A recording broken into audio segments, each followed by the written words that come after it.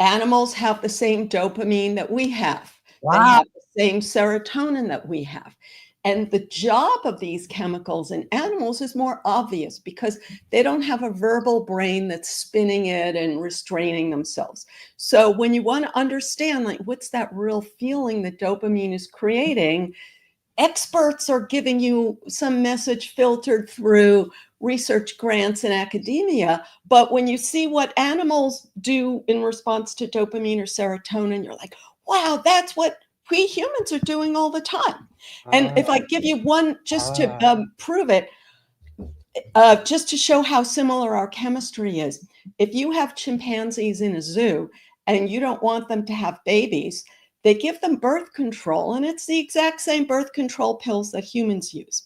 And another, oh my God, really? Yeah. And another example, if you have tortoise, like giant tortoises, so tortoises, reptiles, when they lay eggs, that egg laying muscle is stimulated by oxytocin, which is the same chemical that triggers labor and lactation in human mothers, that a lot of mothers know about this. Why haven't more people had this conversation? Or maybe That's more it. do, but why? I mean, that's insane. I mean, the middle class gets only a limited amount of information, and other people maybe can get, elites or what, have access to bigger things. That's why this show is so important. But I like you said, that's it. What the heck? Why are not? I mean, this is basic. Hey, we need our people to know this so they can become better people. Yeah, so that's why I quit my job and focused on this, because I said to myself, I've studied psychology for decades.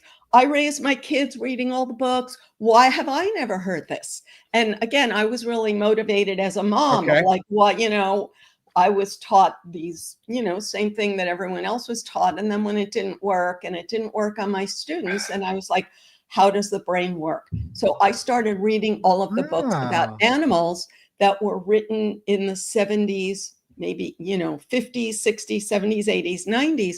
All of that stuff became taboo. Once the internet was invented, we only see the excellent point, progressive view of animals, which suggests that animals cooperate and they have empathy and harmony. But the nasty side of animals is completely ignored. And the fact is that the chemicals often motivate the nasty behavior, which I can explain. Yes, please.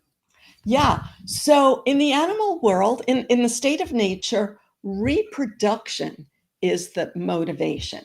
And that's not for any good reason, except that that's all mammals, right? That's all mammals, right? Yeah. I mean, us, that same thing, because you got to continue the line, right? Yes, exactly. But it's not conscious, but your chemicals reward you for reproduction. But when I say reproduction, what I mean is teenagers competing for like a hot partner is exactly what animals are doing all the time. And nurturing, protecting your children from predators, that's what influences reproduction. And that's the behaviors that sort of drive humans crazy. It's so true too. And here you're explaining something that's a lot more difficult if you aren't doing that comparison, right? You're explaining something that's obviously much more complex than, if we were having this as a scientific conversation or panel or something. Your sentence right now would take about an hour and a half to say, and it's very technical. But let's face it, we're humans. We're more soft and emotional and whatever else than the average Joe. So this makes this explanation of it all makes a hell of a lot of sense. And again, I'm going to say it a couple times. Why is not more people know? Is there an industry in this at all? Or is it you running around with your flag? You're running around with your flag and screaming at everybody, you got to listen. The rain is coming. You got to figure stuff out, guys. Thank right? you. Yeah, I keep trying to do that. So the I industry, noticed. of course, is psychopharmaceuticals, medicating, convincing people that they have a disorder if they're not happy all the time, rather than knowing that our happy chemicals are not designed to be on all the time. They're designed to reward you when you take action to meet a survival need the way your mammal brain defines survival. And the other important thing, your mammal brain controls your body. So your mammal brain, if people want to look it up, it's the limbic system that people have heard of, the amygdala and the hippocampus. That's in the middle.